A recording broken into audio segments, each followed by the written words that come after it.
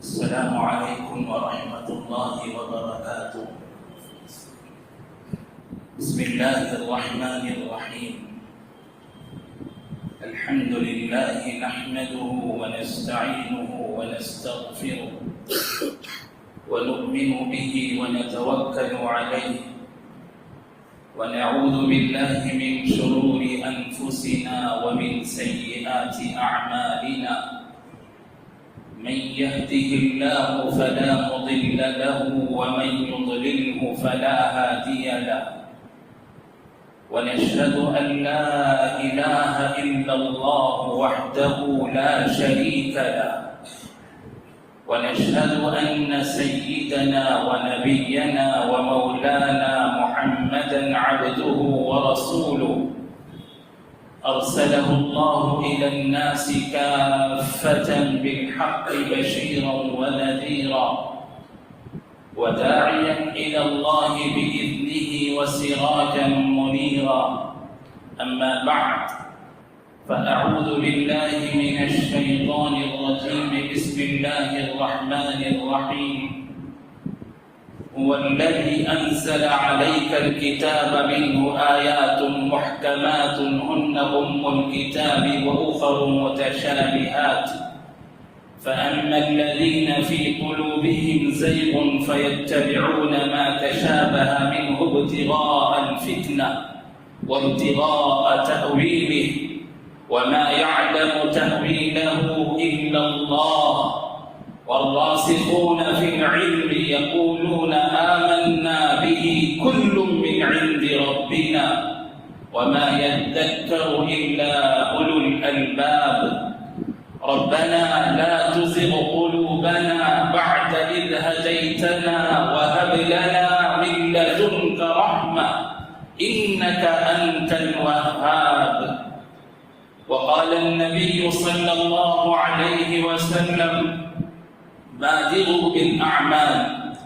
قبل أن تقع الفتن كقطع الليل المظلم يصبح فيه الرجل مؤمنا ويمسي كافرا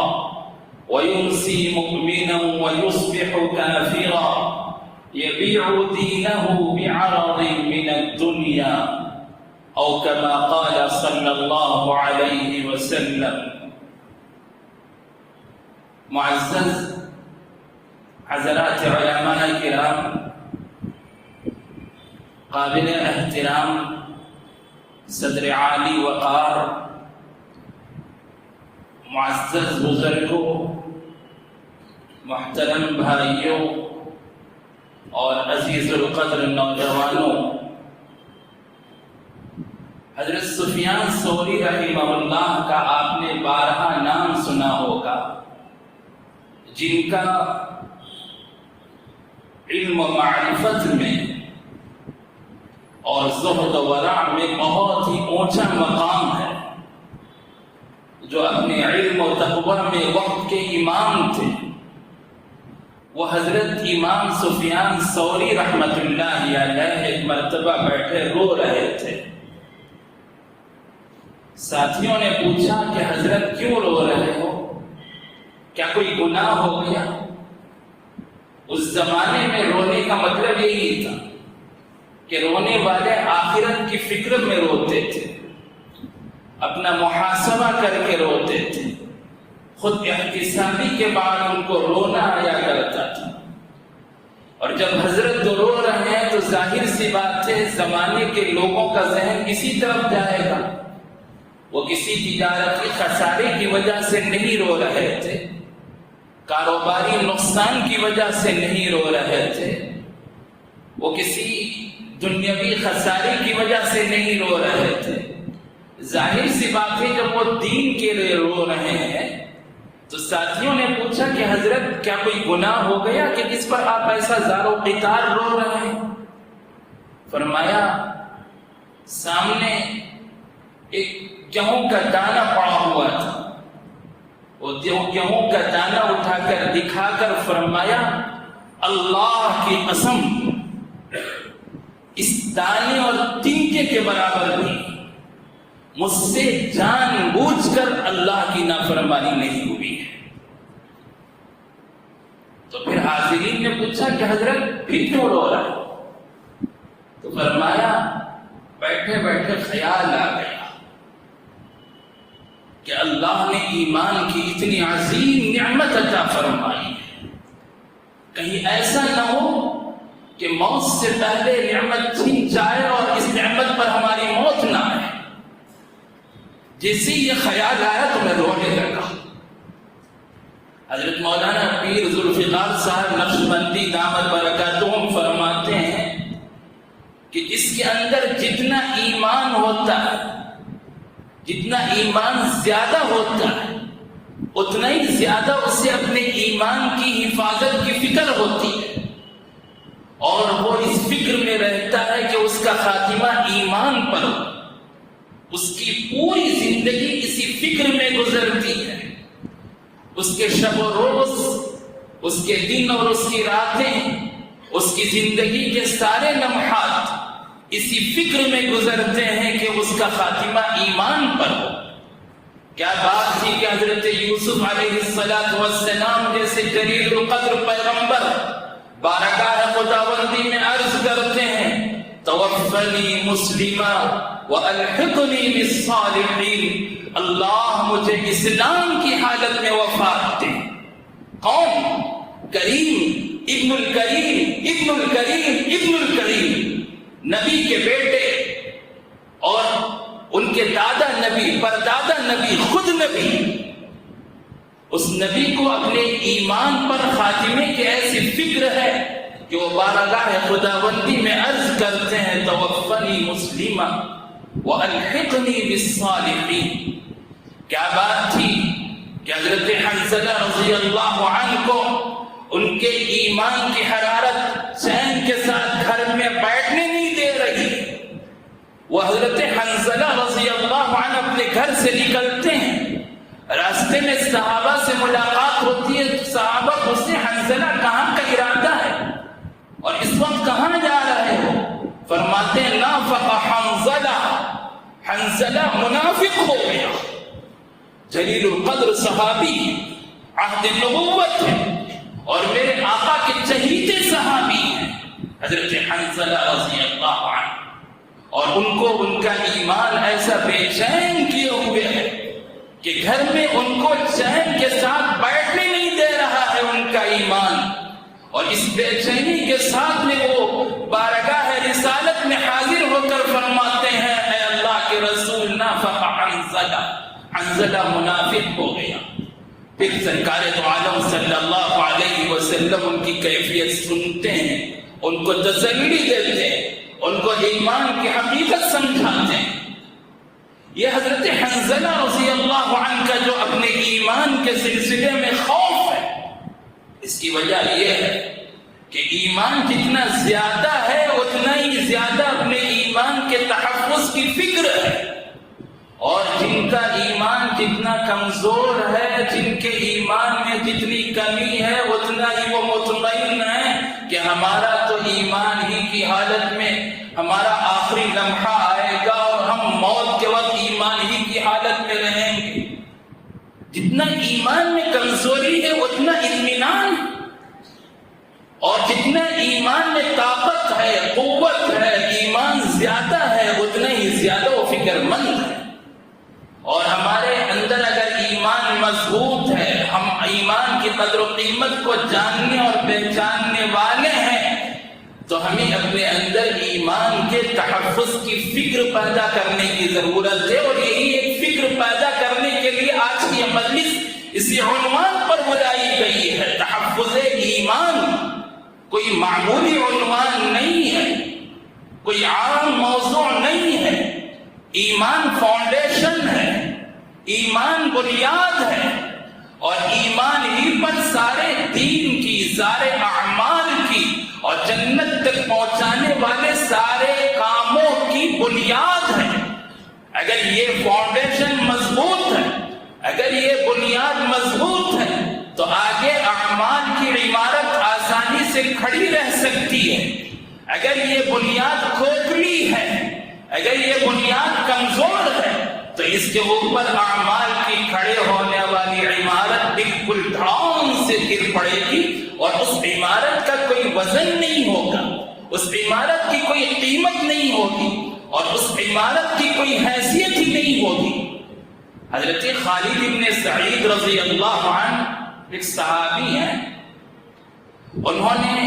ایمان قبول کر لیا اور اپنے ایمان کو چھپائے رکھا۔ ان کے باپ کو پتہ چل گیا کہ یہ مسلمان ہو چکے ہیں، تو خالد بن سعید کو باپ نے آدمیوں کو بھیج کر بلا بھیجا، وہ تشریف لائے تو ان کو سزا دی، خوب سزا دی، کوڑے سے مارتا رہا، کوڑے ٹوٹ گئے، لکڑیوں سے پیٹا، لکڑیاں ٹوٹ گئیں، لیکن وہ ٹس سے مس نہیں ہوئے۔ مارتے مارتے وہ تھک گیا، کوڑے ٹوٹ گئے، لیکن وہ اپنے اسلام سے، اپنے ایمان سے ہٹنے کو تیار نہیں۔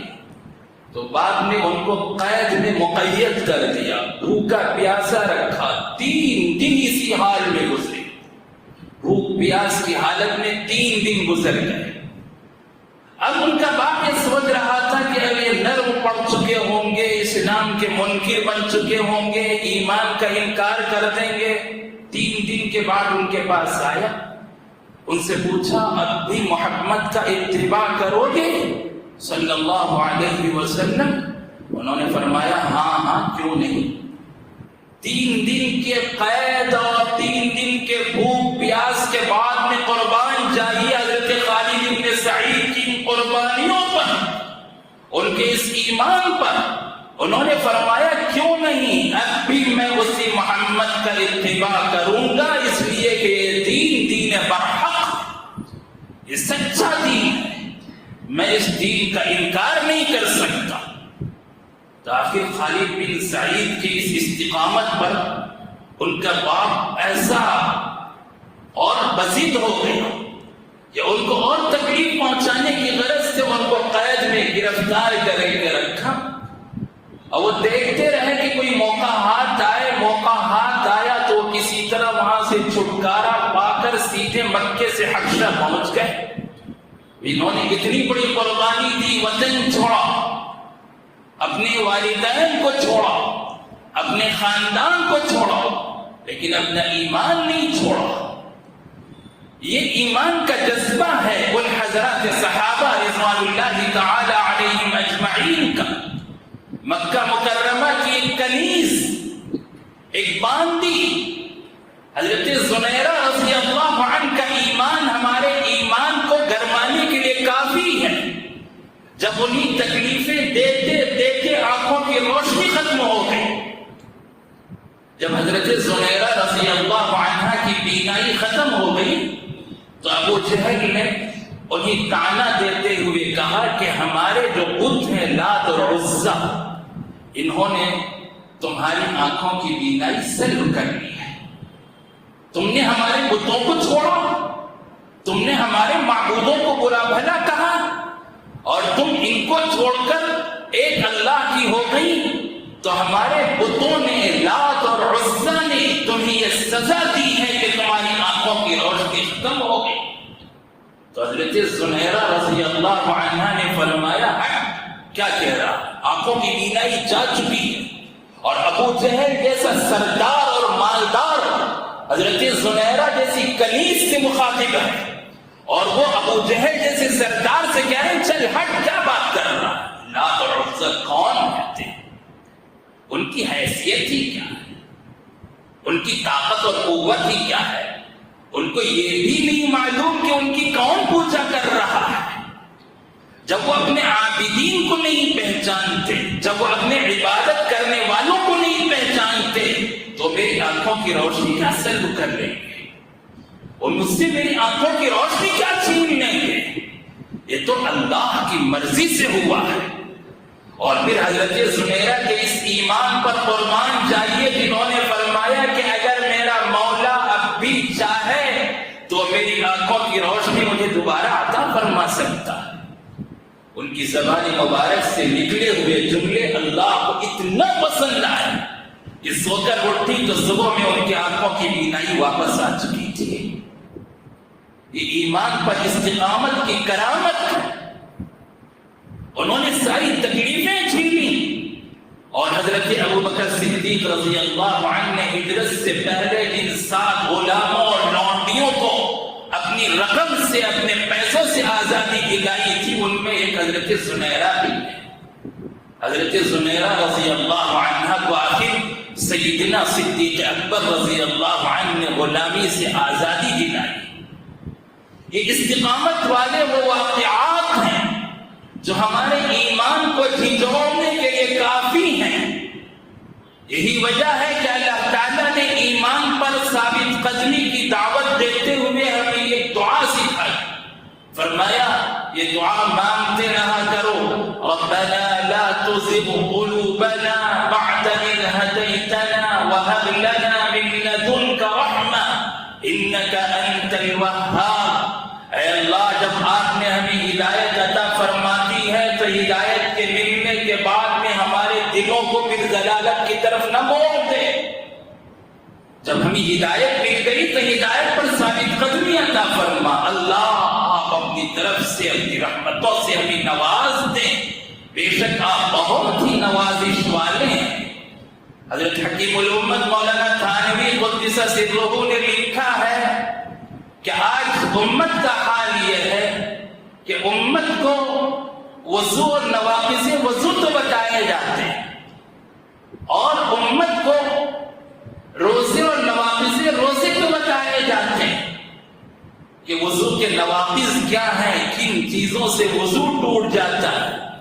کن چیزوں سے روزہ ٹوٹ جاتا ہے۔ جب ہم روزہ رکھتے ہیں تو بتایا جاتا ہے کہ روزے کی حالت میں کھاؤ گے، پیو گے،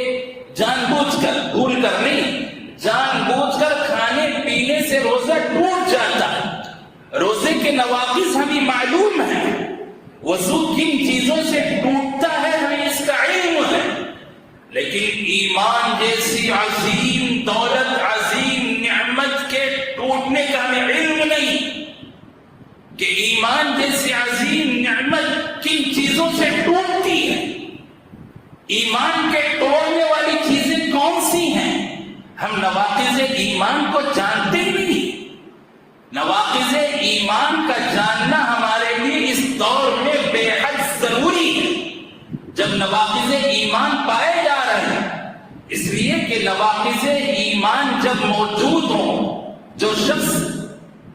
ایمان جیسی عظیم نعمت کو اپنے دل میں اتار لے، پھر خدا نہ کرے کسی طرح نعمت دل سے نکل چکی ہو تو اسے اس کا علم بھی نہیں ہوگا، اسے محسوس بھی نہیں ہوگا، اس لیے کہ ایمان ایک بنیادی چیز ہے۔ ایمان ایک بنیاد ہے اور اس بنیاد پر اعمال کا دار و مدار ہے۔ اعمال کی عمارت ایمان پر کھڑی کی جاتی ہے۔ اگر ایمان کے بغیر کوئی شخص اعمال کر رہا ہے، نماز بھی پڑھ رہا ہے، روزے بھی رکھ رہا ہے، زکات بھی دے رہا ہے، حج پر حج بھی کر رہا ہے، عمرے پر عمرے بھی کر رہا ہے، لیکن اگر بنیاد نہیں ہے، ایمان ٹوٹ چکا ہے، ایمان باقی نہیں ہے، تو یہ تو ایسے ہی ہے جیسے بنیاد کے بغیر کوئی عمارت کھڑی کی جا رہی ہے، نیچے بنیاد نہیں ڈالی، یا جو بنیاد ہم نے ڈالی تھی اس بنیاد کے بجائے بنیاد کے ہلنے کے بعد میں، ہٹنے کے بعد میں، بنیاد کے کمزور پڑنے کے بعد میں اس پر مضبوط عمارت تعمیر کی جا رہی ہے، تو ایسے ہی ہے۔ اس لیے کہ اسلام کے ابدی قوانین میں سے کسی بھی قانون کے سلسلے میں شک یا شبہ کا پیدا ہو جانا یہ ناقض ایمان ہے۔ اسلام کے جو ابدی قوانین ہیں، ان قوانین میں سے کسی بھی قانون کے سلسلے میں کسی مسلمان کو کوئی شک یا شبہ پیدا ہو جائے تو یہ شک اور شبہ کا پیدا ہو جانا ایمان سے خارج کر دیتا ہے، وہ ایمان میں باقی نہیں رہتا۔ اس کی کئی مثالیں دی جا سکتی ہیں۔ مثال کے طور پر کالج کے اسٹوڈنٹ سے انٹرویو لیا جا رہا تھا جاب کے لیے، سروس کے لیے، اور انٹرویو لینے والے نے اس مسلمان طالب علم سے، مسلمان اسٹوڈنٹ سے سوال کیا کہ تم نے جو پڑھائی پڑھی ہے اس سے ہٹ کر تمہارے دین اور مذہب کے بارے میں تم سے ایک سوال کیا جاتا ہے، اب اس سے سوال کیا گیا کہ اسلام نے مرد کو طلاق کی اجازت دی ہے، طلاق کا اختیار مرد کو ہے، طلاق کا اختیار عورت کو نہیں ہے، ایسا کیوں ہے؟ اور پھر اسلام نے مرد کو 3 طلاق کا اختیار دے رکھا ہے، اور اسی طریقے سے اسلام نے مرد کو 4 نکاح کی اجازت دے رکھی، عورت کو ایک ہی نکاح کی اجازت ہے کہ بیک وقت وہ ایک ہی شوہر کو کے نکاح میں رہے گی، اور مرد بیک وقت اپنی نکاح میں 4 عورتوں کو رکھ سکتا ہے۔ اب یہ جو مسائل ہیں ایمان کی حفاظت کا تقاضا ہے، اور حضرات علماء اور ائمہ کی ذمہ داری ہے کہ وہ اپنے خطبات جمعہ میں اور ایسی مجلسوں میں اس موضوع پر اپنے سامعین اور مخاطبین اور مسلمانوں کو اس موضوع پر پورے مدلل دلائل کے ساتھ میں امت کو سمجھایا جائے کہ اس میں کیا حکمتیں ہیں اور یہ اللہ کا کیسا حکم ہے۔ سب سے بڑی بات تو یہ ہے کہ ہم ایمان والے ہیں، اور ہمارے ایمان کا تقاضا یہ ہے کہ ہم بے چون و چرا اللہ کے ہر حکم کو تسلیم کریں۔ ہمارے کلمہ پڑھنے کا مطلب ہی یہی ہے کہ ہم اللہ کے ہر حکم کو بے چون و چرا تسلیم کریں گے۔ اس میں کوئی چون و چرا نہیں ہوگا کہ یہ کیوں وہ کیوں، مرد کو 4 نکاح کی اجازت کیوں، عورت کو ایک ہی نکاح کی اجازت کیوں۔ یہ جو چون و چرا کیوں اور کب کا جو سوال ہے، اگر شک کی بنیاد پر، شک اور شبہ کی بنیاد پر کوئی مسلمان ایسا سوال بھی کرتا ہے تو اس کے اسلام سے خارج ہو جانے اور اس کے ایمان سے نکل جانے کا اندیشہ ہے۔ یہ بڑا نازک مسئلہ ہے، اس لیے اسلام اور ایمان کے جو ابدی قوانین ہیں، ان قوانین میں ذرہ برابر بھی شک اور شبہ کی گنجائش ہی نہیں ہے۔ یہ ہمارا ایمان ہے، اور ہمارا ایمان ایسا مضبوط ہونا چاہیے، اور ہمیں ایسا ایمان بنانا چاہیے۔ اگر شک اور شبہ آ گیا تو پھر اسلام پر باقی رہنے اور ایمان کے حدود میں رہنے کی گنجائش نہیں رہتی۔ اب آپ سنیں، جب اس طالب علم سے سوال کیا گیا کہ اسلام نے مرد کو 4 نکاح کی اجازت کیوں دی اور عورت کو ایک ہی نکاح کا اختیار کیوں ہے، تو اس طالب علم نے جواب دیا، کہاں سر، میں بھی شریعت کے اس قانون کے بارے میں ذرا شک اور شبہ میں مبتلا۔ العیاذ باللہ، مسلمان طالب علم، پڑھا لکھا، ایجوکیٹڈ، تعلیم یافتہ، اس کی زبان سے جملے نکل رہے ہیں، اور وہ کہتا ہے میں بھی یہی چاہتا ہوں کہ اسلام کے اس قانون کو بدل کر، نعوذ باللہ، وہ کہتا ہے میں بھی یہی چاہتا ہوں کہ اسلام کے اس قانون کو بدل کر جس طرح مردوں کو 4 نکاح کی اجازت دی گئی ہے ویسے ہی عورتوں کو بھی 4 نکاح کی اجازت دی جائے۔ اس نے اپنی زبان سے جو جملے کہے ہیں، کیا ان جملوں کے زبان سے نکلنے کے بعد اس کا ایمان باقی رہا؟ دنیا کے ایک جاب اور سروس کے لیے جو ہو سکتا ہے ملے، ہو سکتا ہے نہ ملے، ہو سکتا ہے اسے وہ جاب ہی نہ ملے، وہ چند سکوں کے لیے اپنے ایمان کو بیچ دیا تھوڑی دیر میں، اور وہ اپنی اس جواب کی وجہ سے اسلام سے خارج ہو گیا۔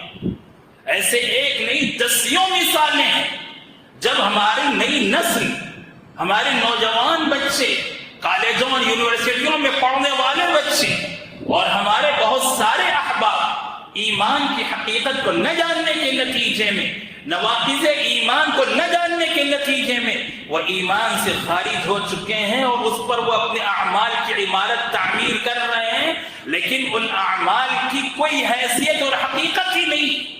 جو بغیر بنیاد کے جو عمارت کھڑی کی جا رہی ہے۔ حضرت حکیم الامت مولانا اشرف علی تھانوی قدس سرہ نے شیخ دہان کے حوالے سے ایک واقعہ لکھا ہے کہ مکہ مکرمہ میں ایک شیخ تھے جو روغن فروش تھے،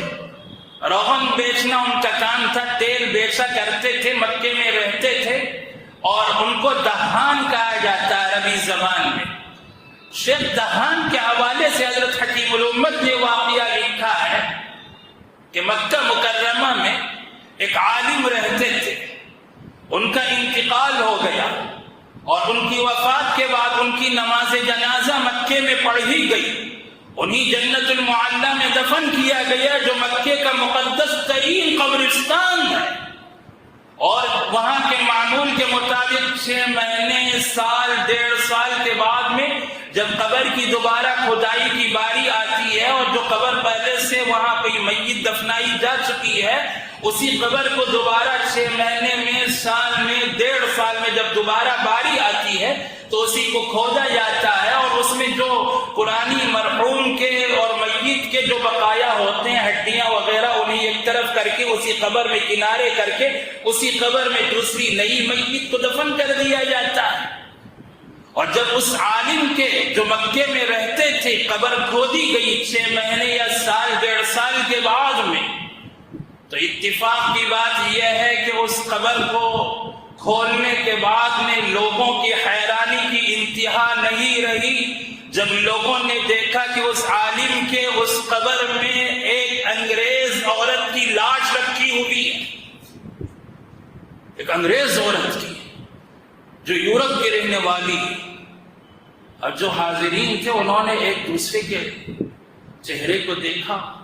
نگاہوں سے ایک دوسرے کو اشارہ کیا، پھر آپس میں چھیمی گوئیاں ہوئی کہ کیا ہے، یہ کون ہے، اس قبر میں کسے لا کر دفنایا گیا، ہمارے علم کے بغیر یہاں کس کو لا کر دفنایا گیا، یہاں تو فلاں مرحوم عالم کی قبر تھی اور ان کو یہاں دفنایا گیا تھا، ان کی لاش تھی، اور یہ کون سی عورت ہے، انگریز عورت یہاں پہنچ گئی۔ جب لوگ چیمی گوئیاں کر رہے تھے تو اس میت کو دفنانے کے لیے جو لوگ جنت المعلی میں پہنچے تھے ان میں ایک شخص فرانس کے بھی تھے جو زیارت کے ارادے سے اور عمرے کی نیت سے فرانس سے تشریف لائے تھے۔ انہوں نے لوگوں کی چیمی گوئیاں دیکھی، آگے بڑھے، اگر قبر میں جھانک کر دیکھا تو زار و قطار رونے لگے۔ لوگوں نے پوچھا کیوں رو رہے ہو، تو بتایا اس عورت کو میں جانتا ہوں، یہ تو میرے شہر کی عورت ہے۔ پوچھا کیا ہے، بتایا یہ عورت ابھی قریب میں مسلمان ہوئی، نوجوان لڑکی تھی، اس نے اسلام قبول کیا، اور اسلام قبول کرنے کے بعد میں اس کے دل میں قرآن پاک کے پڑھنے کا شوق پیدا ہوا، دین کی ابتدائی تعلیم پڑھنے اور سیکھنے کا شوق ہوا۔ اور میں ایک مکتب کا استاذ ہوں جو ہمارے گاؤں میں مسجد میں پڑھایا کرتا ہوں۔ تو یہ لڑکی آئی اور اس نے درخواست کی کہ مجھے اس شہر میں کوئی عورت ایسی نہیں معلوم ہے جو مجھے دین کی تعلیم دے سکے، جو مجھے قرآن سکھا سکے، میں آپ سے قرآن سیکھ لوں گی، پردے کے پیچھے سے آپ مجھے قرآن سکھا دیں، دین کی تعلیم دے دیں، کوئی مرد ہے میں اب تمہیں سے سیکھ سکتی ہوں، کوئی عورت تو ہے نہیں مجھے سکھانے والی۔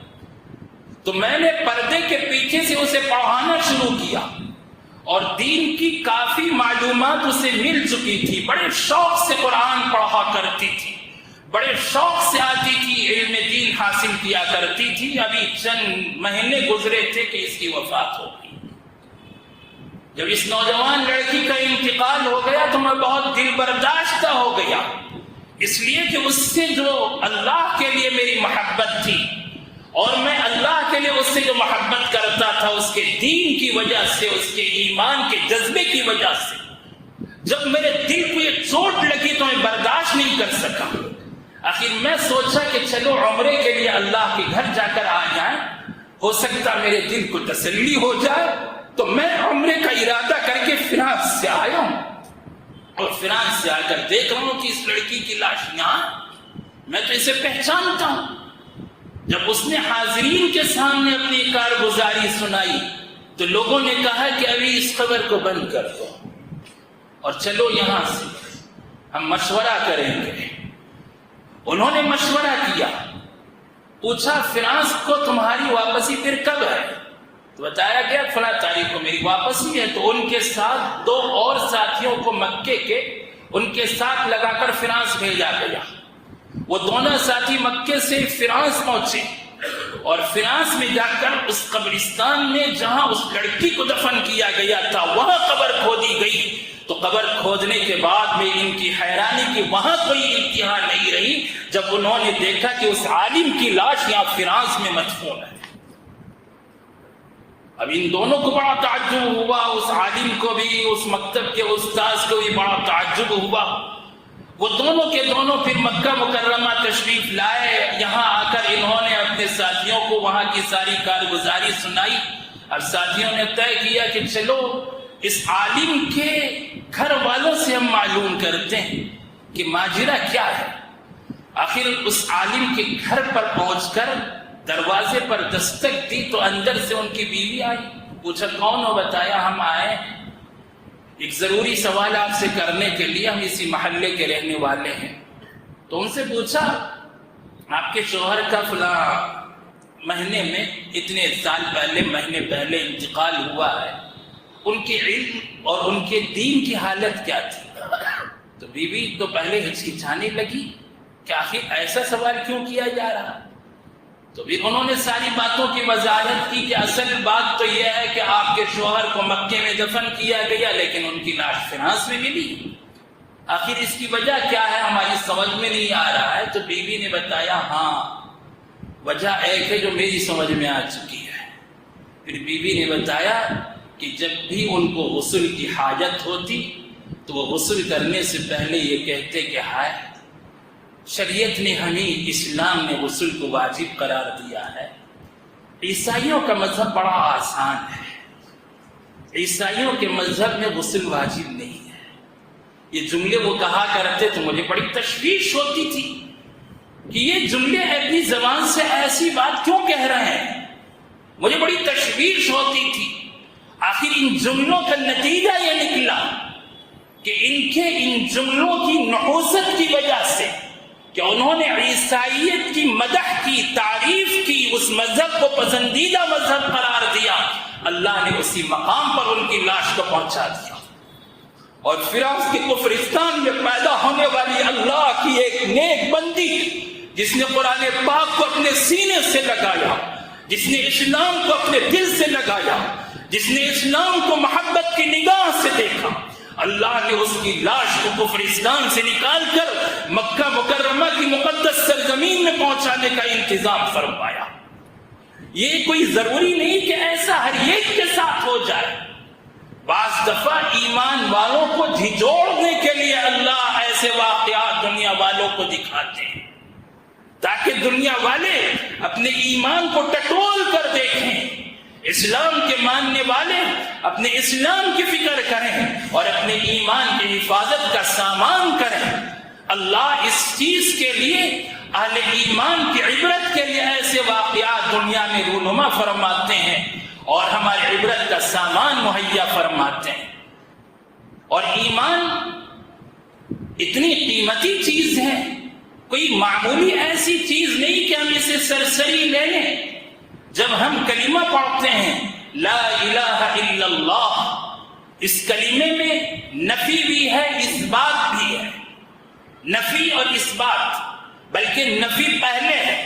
پہلے سارے باطل معبودوں کا انکار ہے۔ لا الہ الا اللہ کا جو مفہوم ہے ہم سمجھتے ہیں اس میں صرف توحید کا اقرار ہے، اس میں صرف توحید کا اقرار نہیں ہے، اس میں شرک کی تردید بھی ہے۔ یہ دونوں چیزیں اور ان کا تعلق عقائد سے ہے۔ عقائد ہمارے نزدیک جڑ کی حیثیت رکھتے ہیں، اسلام میں عقائد بنیادی حیثیت رکھتے ہیں۔ یہ ہماری طرف سے ایک طرح کی غفلت ہے کہ ہم نے عقائد کو سیکھا نہیں، ہم نے سکھایا نہیں، عقائد کی اہمیت ہم نے سمجھی نہیں۔ شریعت اسلام نے ایمان کی حفاظت اور توحید کی حفاظت اور عقائد کی حفاظت کا اہتمام اس حد تک کیا ہے کہ اگر کوئی سورج کی پوجا کرنے والے سورج کے طلوع کے وقت پر پوجا کر رہے ہیں، سورج کو معبود مان کر سورج کی عبادت کر رہے ہیں اور سورج کے غروب ہونے کے موقع پر سورج کی عبادت کر رہے ہیں، تو ہمیں شریعت نے حکم دیا ہے کہ اس موقع پر سجدہ بھی نہ کرو، اس موقع پر نماز بھی نہ پڑھو کہ کہیں سورج کی پوجا کرنے والوں سے مشابہت نہ ہو جائے۔ شرک کرنا تو دور کی بات ہے، شرک کی مشابہت سے تک شریعت نے بچنے کے طریقے ہمیں بتلائے۔ سورج کے طلوع اور غروب کے موقع پر نماز کو جو مکروہ اور ممنوع قرار دیا گیا ہے، اور جو ممنوع اوقات ہیں نماز کی ادائیگی کے، اس کی وجہ حکمت یہ بھی ہے کہ تاکہ سورج کے ان عابدین سے ہماری مشابہت نہ ہو جائے۔ شرک کی مشابہت سے بچانے کے لیے شریعت نے یہاں تک حکم دیا ہے کہ کوئی شخص سامنے بیٹھا ہوا ہے، اس کا چہرہ نمازی کے چہرے کی طرف ہے، تو اس بیٹھے ہوئے شخص کے چہرے کی طرف نماز نہ پڑھی جائے۔ اگر اس کی پیٹھ ہے تو ٹھیک ہے، اگر وہ بیٹھا ہوا ہے سامنے نمازی اس کے چہرے کی طرف رخ کر کے نماز پڑھ رہا ہے تو کوئی غیر مسلم دیکھے گا تو سمجھے گا کہ یہ اسی انسان کی عبادت کر رہا ہے۔ اس لیے کسی بیٹھے ہوئے آدمی کے چہرے کی طرف رخ کر کے نماز پڑھنے سے بھی شریعت نے منع کیا ہے۔ کتنی دور تک شریعت کس طریقے سے عقیدے کی حفاظت کر رہی ہے۔ کسی تصویر کو سامنے رکھ کر اس تصویر کی طرف رخ کر کے نماز پڑھنے سے بھی شریعت نے منع کیا۔ اور کیسے جو جیسے آتش پرست ہوتے ہیں، آگ کی پوجا کرنے والے، ان سے مشابہت نہ اختیار کرنے کے لیے شریعت نے حکم دیا کہ وہ چراغ جو آگ پھینکنے والا ہوتا ہے، جس سے شعلے نکلتے ہیں، شعلے نکلتے ہوئے چراغ کی طرف رخ کر کے نماز پڑھنے سے بھی منع کیا۔ کہیں دیکھنے والے یہ نہ سوچے کہ ہم آگ کی عبادت کر رہے ہیں، اور آتش پرستوں سے کہیں ہماری مشابہت نہ ہو جائے۔ شرک سے حفاظت کے لیے اس حد تک فقہاء نے تفصیل لکھی ہے کہ مجوسی جو ایک خاص قسم کی ٹوپی پہنا کرتے تھے، اگر ویسی ٹوپی پہن لیں تو مجوسیوں سے مشابہت کی وجہ سے اس ٹوپی کے پہننے سے منع کر دیا گیا ہے، جو ٹوپی مجوسی استعمال کرتے ہیں۔ اور ایسے ہی فقہاء نے لکھا ہے کہ جو آتش پرست تھے ان کے یہاں ایک مخصوص عید ہوا کرتی تھی جسے وہ نوروز کے نام پر عید منایا کرتے تھے، ان کے تہوار میں شرکت کو فقہاء نے کفر لکھا ہے۔ بتائیں کفر ہے، ان سے مشابہت کی وجہ سے۔ ایمان اور کفر کا جب مسئلہ آتا تو کوئی معمولی بات نہیں ہے، اور جب ایمان اور اسلام کے بارے میں ذرا سا شک ہو جائے،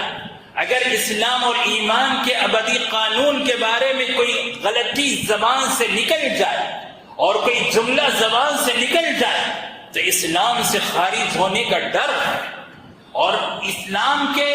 یہ جو ایمان کے نواقض ہیں جن سے ایمان ٹوٹ جاتا ہے، ختم ہو جاتا ہے، میرے بھائیوں ہم جیسے نواقض وضو اور نواقض روزہ کو جانتے ہیں، ان کا علم رکھتے ہیں، ویسے ہی ہمیں نواقض ایمان کو بھی جاننے، پرکھنے اور ان سے نواقض ایمان سے بچتے ہوئے اپنے ایمان کی حفاظت کرنے کی ضرورت ہے۔ اس لیے کہ ہمارا ایمان صرف توحید کے اقرار کا نام نہیں ہے، بلکہ شرک کی تردید کا نام بھی ایمان ہے۔ اسی وجہ سے لا الہ الا اللہ میں نفی اور اثبات دونوں ہیں۔ پہلے سارے معبودوں کا انکار ہے، اور سارے معبودوں کا انکار کر کے شرک کی تردید کرتے ہوئے توحید کا اقرار کرنا، یہی اصل کلمے کا مفہوم ہے، مطلب ہے، تقاضا ہے،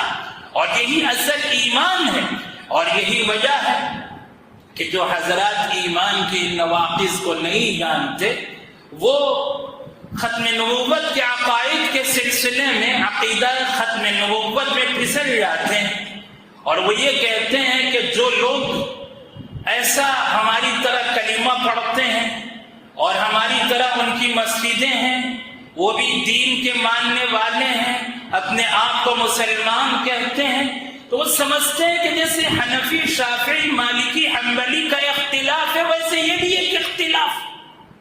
ویسے قادیانی اور اہل سنت کا بھی وہی اختلاف ہے، بلکہ قادیانی اور مسلمان کا ویسے ہی اختلاف سمجھتے ہیں۔ یہ قادیانی اور اہل سنت کا اختلاف نہیں ہے، یہ قادیانی اور مسلمان کا اختلاف ہے۔ یہ قادیانیت سے جو اختلاف ہے یہ اسلام اور کفر کا اختلاف ہے، یہ کوئی مسلک کا اختلاف نہیں ہے، یہ مذہب کا اختلاف ہے۔ اس لیے کہ ان کے کفر میں کوئی شک اور شبہ نہیں ہے، قادیانیت کے کفر کے بارے میں کوئی شک اور شبہ نہیں ہے، اور جو مرزا غلام احمد قادیانی کی باتوں کو مان لے، جو مان لے اور ان کا اقرار کر لے، اس کے کفر میں بھی کوئی شک نہیں ہے، وہ بھی کافر ہے۔ صرف مرزا غلام احمد قادیانی ہی کافر نہیں ہے، بلکہ مرزا غلام احمد قادیانی کو سچا ماننے والا اور اس کی باتوں کا اعتراف کرنے والا اور اس کا اتباع کرنے والا بھی کافر ہے، اور اس کے کفر میں کوئی شک اور شبہ ہی نہیں ہے۔ جس قادیانی نے ایسے اونچے اونچے دعوے کیے، کبھی اس نے اپنے آپ کو مسیح کہا، کبھی مسیح کا بیٹا کہا، کبھی مہدی کہا، کبھی ملہم من اللہ کہا، کبھی خود کو خدا کہا، نہ معلوم اس نے کیسے کیسے دعوے کیے، اور اس نے شان رسالت میں جو گستاخی کر رکھی ہے، اس گستاخی کو آپ کوئی معمولی نہ سمجھیں، اور یہ دشمنان اسلام کی ایک بہت بڑی سازش ہے۔ اس لیے کہ جس وقت ہندوستان میں انگریزوں کا قبضہ تھا اور سارے ہندوستانی مسلمان ایک جٹ ہو کر پوری یکسوئی اور توجہ کے ساتھ میں اس ملک سے انگریزوں کو بھگانے کی فکر میں لگے ہوئے تھے، اس موقع پر انگریزوں کو کسی نے جا کر کسی مشیر نے یہ رائے دی، ملکہ برطانیہ کو کسی نے یہ کہا کہ جب تک مسلمانوں کو کسی ایسے ایشو پر نہ لگا دیا جائے جو ان کے نزدیک ان کے ملک سے زیادہ اہم ہو، اس وقت تک مسلمان ہمارا پیچھا نہیں چھوڑیں گے۔ اور ظاہر سی بات ہے، ملک سے زیادہ مسلمانوں کو جس چیز سے محبت ہے وہ اپنے دھرم سے، اپنے دین سے، اپنے مذہب سے ہے، اور جب اسے یہ رائے پسند آئی تو اس میں دین کے نام پر خود مسلمانوں کے اندر سے ایسا فرقہ پیدا کیا جس نے جہاد کا انکار کیا، اور جس نے اسلام کے بہت سارے قوانین کا انکار کیا، اور جس نے شان رسالت میں، اسلام کے معاملات میں، اسلام کے قوانین کے سلسلے میں گستاخی کی، اور خود ایسا تھا کہ اگر آپ اس کے حالات پڑھیں اور سنیں تو آپ کی عقل دنگ رہ جائے گی کہ کیا ایسے شخص کا بھی لوگ اتباع کرنے والے جسے اپنے صدریے کا بٹن ڈالنے نہ آتا ہو۔ جو مرزا غلام احمد قادیانی اپنے صدریے کا بٹن ڈالے تو اوپر کا نیچے، نیچے کے اوپر اگر کوئی ایسا ڈالے تو آپ کیا کہیں گے؟ یہاں کا بٹن ادھر چلا جائے اور پھر سامنے کے کاج میں نیچے کا بٹن ڈالے تو آپ کیا کہیں گے؟ جو سیدھے پاؤں کا جوتا بائیں میں پہنے، بائیں کا سیدھے میں پہنے، تو اس کی عقل کو آپ کیا کہیں گے؟ اور جسے روٹی تک کھانا نہ آتا ہو، اور جب وہ روٹی کھانے کے لیے بیٹھے تو پہلے روٹی کا ٹکڑا منہ میں ڈال لے اور پھر سالن کو انگلی سے لگا کر اپنی روٹی کو ایسے لگائے انگلی سے، تو اسے آپ کیا کہیں گے؟ جو روٹی کھانے کے لیے بیٹھے تو روٹی کا چورا بنانا شروع کرے، اور چورا بنا کر جب روٹی کھا کر اٹھے تو پاؤ روٹی اس کے پیٹ میں گئی اور پولی روٹی اس کے چورے اس کے سامنے گرے ہوئے ہو، تو آپ اس کی عقل کو کیا کہیں گے؟ یہ سب مرزا غلام احمد قادیانی کے احوال ہیں۔ اس کی عقل تھی، جو سر پر تیل مالش کرتا تو تیل مالش کرنے کے بعد میں اس تیل کو اپنے صدری پر یوں پوچھ لیا کرتا، اور اس کی عقل کی آپ کیا کہیں گے جو مرزا غلام احمد قادیانی رات میں غرارہ پہن کر سویا کرتا تھا، غرارہ پہن کر سویا کرتا، رات بھر اسے 100 مرتبہ پیشاب ہوتا تھا۔ کیا وقت کا نبی ایسا بیمار ہو؟ اللہ اپنے نبی کو ایسا بیمار بنائیں گے؟ ایسا کم عقل، بلکہ چور، زانی، شرابی، اس کے چوری کے واقعات تاریخ میں موجود ہیں، اس کی زناکاری کے واقعات پر تاریخ شاہد ہے، اس کی شراب نوشی پر تاریخ شاہد ہے۔ جو ایسا گندا شخص ہو اور جس کی فطرت ایسی ہو، جس کے اندر جھوٹ ہو، مکر ہو، فریب ہو، جو شخص ایسا گندا ہو، کیا وہ نبی ہونے کے قابل ہو سکتا ہے؟ اور جو ناڑا پہنے تو کاٹن کا ناڑا پہننے کے بجائے ریشم کا ناڑا پہنا کرتا تھا، اس لیے کہ پیشاب زور سے آتا، کاٹن کا ناڑا کھولنے تک پیشاب پاجامے میں ہو جاتا، اس لیے وہ ریشم کے دھاگے میں بنا ہوا ناڑا پہنا کرتا تھا تاکہ جلدی سے کھلے اور جلدی سے پیشاب ہو جائے۔ جو ریشم کا ناڑا پہنتا ہو اسی ناڑے میں اپنے پورے گھر کی چابیوں کا گچھا لگا کر چلے،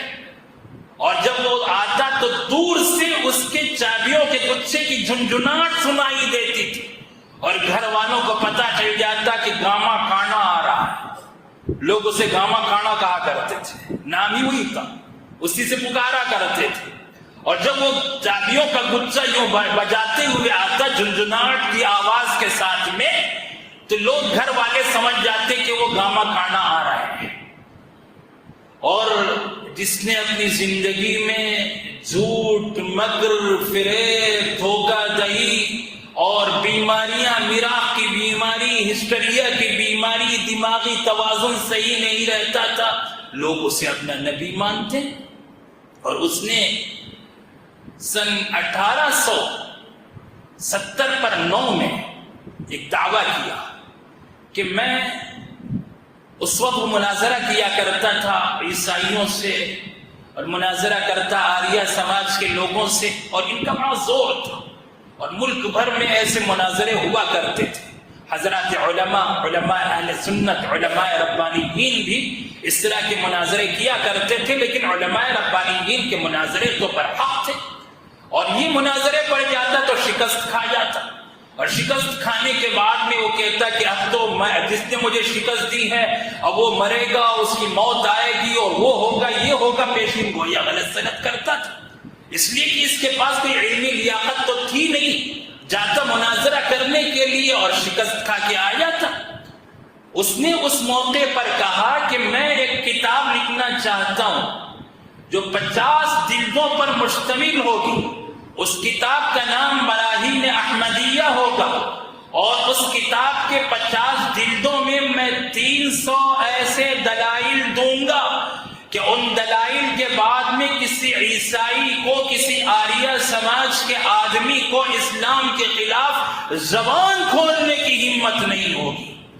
ایسے مضبوط دلائل اس کتاب میں ذکر کیے جائیں گے، اس لیے براہین احمدیہ کے لیے چندہ دیا جائے۔ اور اس نے چندہ وصول کرنا شروع کیا، لوگوں نے دھڑ دھڑ چندے دیے، وعدہ اس نے ایسا کیا تھا، اس نے ایسا اس کی تشہیر کی کہ لوگوں سے کہا اس میں 300 ایسے مضبوط دلائل دوں گا، تو لوگوں نے چندے دیے، 50 جلدوں کی قیمتیں پیشگی ادا کر دی، اور سب لینے کے بعد میں اس نے پہلے 4 جلدیں لکھی،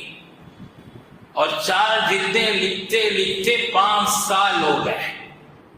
70 پر 9 سے 80 پر 7 تک، 1870 پر 9 سے 80 پر 4 تک اس نے صرف 4 جلدیں لکھی، جس میں صرف تشہیر، اعلانات، دعوے اور ملہم من اللہ ہونے کی چیزیں، ایک بھی دلیل نہیں، اسلام کی حقانیت کے سلسلے میں ایک بھی دلیل نہیں، 4 جلدیں ایسی۔ اور اس کے بعد 25 سال گزر گئے، 25 سال کے بعد میں 1905 میں جب لوگوں نے زیادہ شور مچایا کہ تم نے ہم سے چندہ لے لیا، 50 جلدوں کی قیمت تم نے ہم سے وصول کر لی، تم نے کوئی کتاب ہی نہیں لکھی اس کے آگے، 4 جلدیں ہمیں موصول ہوئی، کہاں 50 جلدیں اور کہاں 4 جلدیں؟ تو پھر اس نے قلم اٹھایا اور ایک 5ویں جلد لکھی 1905 میں، 25 سال کے بعد میں، اور ایک جلد اور مکمل کر کے 5 جلدیں مکمل کر کے اب عقل سے پیدل لوگوں کو سمجھا رہا ہے، کہہ رہا ہے کہ دیکھو 50 میں اور 5 میں بس 1 صفر کا فرق ہے، 50 جلدوں کی جگہ 5 جلدیں ہو گئی، سمجھ جاؤ کہ یہی 50 ہے۔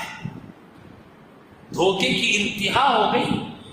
اور جن لوگوں سے 50 جلدوں کا چندہ لیا تھا وہ کہاں گیا؟ جن لوگوں سے اس نے 50 جلدوں کی قیمت وصول کی تھی، ان میں سے جو 4 جلدیں پہنچائیں ان کو ابھی 50 پر 6 جلدیں، 40 پر 6 جلدیں اور کہاں سے دیں؟ اور پھر جن کو 5 جلدیں مل گئی، 40 پر 5 اور جلدوں کی قیمت وصول کر کے وہ اللہ کے یہاں پکڑا جائے گا یا نہیں؟ جو دین و ایمان پر ڈاکہ ڈالنے والا ہو اگر وہ لوگوں کے جیبوں پر ڈاکہ ڈالے تو کوئی تعجب کی بات نہیں. اور اس کا انجام یہ ہوا کہ آخر حضرت مولانا ثناء اللہ امرتسری اس کا مقابلہ کرنے والوں میں سے ایک تھے جو حضرت شیخ الہند مولانا محمود حسن دیوبندی رحمہ اللہ کے شاگرد تھے. انہوں نے اس کا ایسا ہاتھ دھو کر پیچھا کیا کہ آخر اس نے جھنجھلا کر اعلان لکھا اور اس اعلان میں اس نے تشہیر میں اشتہار میں یہ دعا لکھی کہ اے اللہ ثناء اللہ کا معاملہ بہت بڑھ گیا ہے، وہ تو مجھے بہت برا بھلا کہتا. اے اللہ ہم میں سے جو بھی جھوٹا ہے، مجھ میں اور ثناء اللہ میں جو بھی کاذب ہے، کذاب ہے، مفتری ہے، وہ صادق کی زندگی میں ایسا مرے کہ موت سے بدتر چیز اس پر مسلط ہو اور وہ مر جائے. اس نے لکھا ہم دونوں میں سے جو کذاب ہے اور مفتری ہے وہ صادق کی زندگی میں ایسا مرے کہ اس کی موت سے پہلے اس پر موت سے بدتر چیز مسلط ہو اور وہ اس حالت میں مرے. اس نے یہ اعلان شائع کیا اور اس اعلان کے ٹھیک 1 سال 1 مہینہ 11 دن کے بعد 26 مئی 1908 میں حیضہ کی بدترین بیماری میں لاہور کے بیت الخلا میں مرا ہے. ایسی بدترین موت جس کو لوگ نبی کہتے ہیں. جب میرے پیارے آقا سرکار دو عالم صلی اللہ علیہ وسلم کی وصال کے بعد میں حضرات صحابہ کو حیرت ہوئی کہ اب آپ کی تدفین کہاں ہو تو سیدنا صدیق اکبر نے مسئلے کا حل پیش فرمایا. میں نے سنا ہے کہ اللہ جس نبی کو جس جگہ تدفین پسند فرماتے ہیں اسی جگہ نبی کی وفات بھی ہوتی ہے. سرکار دو عالم صلی اللہ علیہ وسلم کا وصال عائشہ صدیقہ رضی اللہ عنہا کے حجرہ مبارکہ میں ہوا ہے، یہی آپ کی تدفین ہوگی. یہ نبی کی شان ہوتی ہے. او مرزائیو، اگر تم یہ سمجھتے ہو کہ تمہارا مرزا غلام احمد قادیانی نبی تھا تو پھر اس نبی کی تدفین اسی جگہ ہونی چاہیے جہاں وہ مرا. اور ہوا ایسے کہ لاہور میں مرا اور اس کی سمادھی قادیان میں ہے. اور جب اس نے ایسا مناظرہ کیا تھا، مباہلہ کیا تھا، اس کا انجام تو یہ ہوا. اور حضرت مولانا ثناء اللہ امرتسری کا کیا ہوا؟ حضرت مولانا ثناء اللہ امرتسری رحمت اللہ علیہ اس کے بعد 40 سال تک زندہ رہے اور 40 سال تک مرزائیوں کا منہ چڑھاتے رہے کہ دیکھو یہ تمہارے نبی کے جھوٹے ہونے کی پکی دلیل ہے جو میں زندہ ہوں. 1948 میں انتقال ہوا حضرت مولانا کا. اس سے بڑھ کر اور کیا چاہیے کہ اس کی قبر پر حاضر ہونے والے یہ کہتے ہیں کہ مرزا غلام احمد قادیانی کی قبر سے ایسی بدبو آتی ہے کہ اس کی قبر کے پاس کھڑا نہیں جاتا. اور کیوں نہ ہو، جس نے ایسی گستاخیاں کی ہوں اس کا ایسا ہی بدترین انجام ہونا چاہیے. اس لیے میرے بھائیوں، جو لوگ ان کے فتنے میں پھنسنے کی بڑی وجہ یہ ہے کہ جتنے قادیانی ہیں ان کو سپورٹ ہے دشمنان اسلام کا، اور وہ ان کے سپورٹ سے، ان کے مال سے، دولت سے لیس ہو کر وہ سارے سوشل میڈیا پر چھائے ہوئے ہیں. مال و دولت کی کوئی کمی نہیں ہے. سب سے پہلے ویب سائٹ انہوں نے خریدا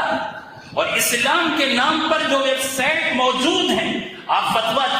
پوچھنے کے لیے جائیں، ویب سائٹ اوپن کریں، فتویٰ پوچھیں. نہ معلوم ہم میں سے کتنے ایسے احباب ہوں گے جو قادیانیوں سے فتویٰ پوچھ رہے ہوں گے، وہاں سے 24 گھنٹے کے اندر جواب آ رہا ہے، اس پر عمل کر رہے ہیں. بڑی خطرناک بات ہے. سوشل میڈیا کے ذریعے سے ہمارا ایمان بک رہا ہے. اسلام کے نام پر جو ویب سائٹ ہیں اور جو اسلام کے نام پر دھوکہ دے رہے ہیں، اور مسلمان پکے سچے نمازی مسلمان فتویٰ پوچھتے ہیں، بیانات سنتے ہیں، معلومات حاصل کرتے ہیں. یہ بڑا خطرناک فتنہ ہے. اس لیے ہمیں اپنی حفاظت بھی کرنے کی ضرورت ہے، خاص طور پر سوشل میڈیا میں رہنے والے جو اس سے بیانات بھی سنتے ہیں، دین بھی معلوم کرتے ہیں، فتوے بھی معلوم کرتے ہیں، رہنمائی اور رہبری بھی لیتے ہیں. ان سے ادباً دست بستہ گزارش ہے کہ آپ اپنے علماء حق سے وابستہ رہیں اور اپنے علماء کی رہبری اور رہنمائی کے بغیر گوگل سے، نیٹ سے، انٹرنیٹ سے، ویب سائٹ سے، سوشل میڈیا کے کسی بھی پلیٹ فارم سے کوئی دین سیکھنے کی زحمت نہ فرمائیں۔ اس میں بہت بڑا دھوکہ ہے۔ جو علماء ہمارے معروف ہیں ان علماء کے بیانات سنیں، غیر معروف کسی بھی عالم کے چہرے سے، داڑھی سے، پگڑی سے، جبے سے اور ان کے چرب زبانی سے اور ان کے زبان سے نکلنے والے دلائل سے دھوکے میں نہ آ جائے۔ جاوید احمد غامدی ایسا فی الدین شخص ہے جو سوشل میڈیا میں چھایا ہوا ہے، المورد کے نام سے جس کا ویب سائٹ ہے اور اس کی ہر سطر ذہن میں ڈوبی ہوئی اسلام کے خلاف میں۔ وہ جاوید احمد غامدی کس طریقے سے قرآن پاک سے دور کرتا ہے اور وہ ایمان کے سلسلے میں اور اللہ اور آخرت پر ایمان کافی ہے کہہ کر کیسے اہل اسلام کو اسلام سے دور کر دیتا ہے، اور جو کس طریقے سے بڑے بڑے اسلام کے بنیادی عقائد کا انکار کرتا ہے، جو قرأت سبعہ کا انکار کرتا ہے، جو حضرت حسین رضی اللہ عنہ کے بارے میں کہتا ہے کہ وہ باغی تھے نعوذ باللہ، جو حجیت حدیث کا انکار کرتا ہے، جو سنت کا انکار کرتا ہے، جو یہ کہتا ہے کہ قرآن پاک سے جو دلائل ہمارے پاس ہیں وہی دلیل ہے، حدیث کوئی دلیل نہیں، سنت سے کوئی عمل ثابت نہیں ہوتا، حدیث کی حجیت ہی نہیں، اجماع حجت ہی نہیں ہے، قرأت متواترہ کا انکار کرتا ہے اور حضرت حسین کی شان میں گستاخی کرتا ہے، اور نہ معلوم کیسے ایسے بنیادی عقائد ہیں جن عقائد کا وہ انکار کر کے ہمیں اسلام سے باہر نکال لیتا اور اس کی چرب زبانی سے لوگ متاثر ہوتے ہیں۔ کتنے لوگ ہیں جو اس کی تحریریں پڑھتے ہیں، اس کی تفسیر پڑھتے ہیں۔ المورد نامی اس ویب سائٹ، میں اپنی بات کو سمیٹ لیتا ہوں مختصراً۔ دور حاضر کے جو فتنے ہیں ان فتنوں کو سمجھیں، ان کی سنگینی کو سمجھیں کہ یہاں مسئلہ اعمال کا نہیں ہے، ایمان اور عقائد کا مسئلہ ہے،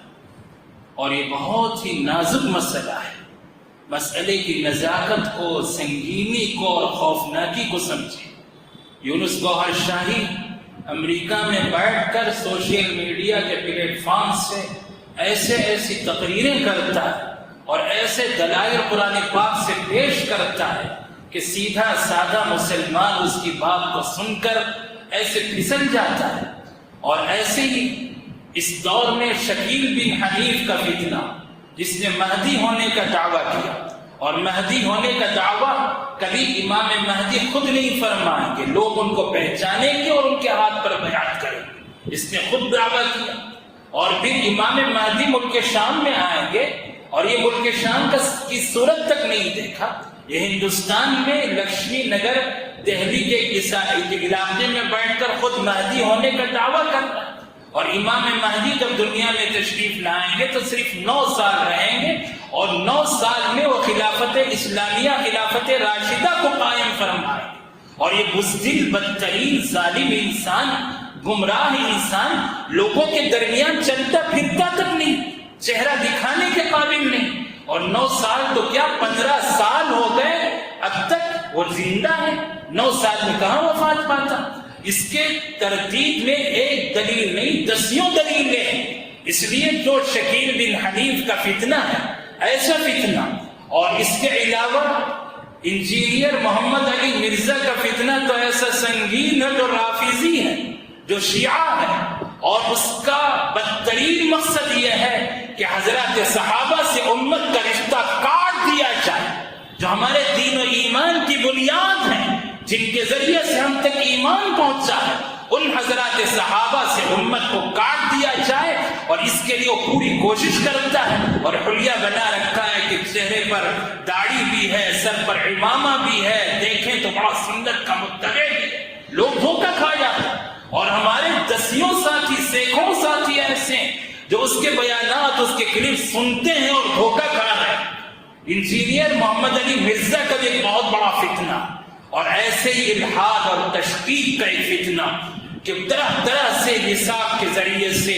اور اس ملک کے باطل پرستوں کی طرف سے، مغرب زدہ لوگوں کی طرف سے، مغربی دنیا کی طرف سے اسلام کے قوانین کے بارے میں شکوک اور شبہات پیدا کر کے نئے نئے شوشے چھوڑ کر اسلام سے دوری ہمارے اندر پیدا کرنے کی کوششیں اور سازشیں ہو رہی ہیں. یہ اس دور کے بڑے عظیم ترین سنگین فتنے ہیں. ان فتنوں سے اپنے آپ کو متنبہ رکھتے ہوئے خود بھی محفوظ رہیں، معاشرے کو محفوظ رکھنے کی فکر فرمائیں، اور اپنے گھر کی خواتین کو، اپنی بچیوں کو، اپنے نوجوانوں کو، نئی نسل کو، نیو جنریشن کو ان فتنوں سے آگاہ کر کے ہم سب کو ہمارے پورے معاشرے اور پوری امت کے دین و ایمان کے تحفظ کی فکر کرنی ہے. اس کے لیے ہمیں اپنے علماء حق سے رہنمائی حاصل کر کے ان سے اپنے تعلق کو مضبوط کرنے اور ان سے جڑے رہنے کی ضرورت ہے. جتنا ہم اپنی مسجد کے امام سے، اپنے علماء ربانیین سے، اپنے علماء حق سے جڑے رہیں گے، اتنا ہی انشاءاللہ ہمارے ایمان کی حفاظت رہے گی. اللہ ہر طرح کے فتنوں سے ہم سب کی حفاظت فرمائیں، ہمیں دین اور ایمان پر استقامت نصیب فرمائیں، اور اللہ ہمیں دنیا اور آخرت کی عافیت کی دولت سے مالا مال فرمائیں. اللہ ہم سب کے تحفظ ایمان کا سامان فرمائیں. انہی باتوں کے ساتھ میں اپنی بات ختم کرتا ہوں. یہ شہادت گاہ الفت میں قدم رکھنا ہے، یہ شہادت گاہ الفت میں قدم رکھنا ہے. لوگ آسان سمجھتے ہیں مسلمان ہونا. وآخر دعوانا الحمد للہ رب العالمین.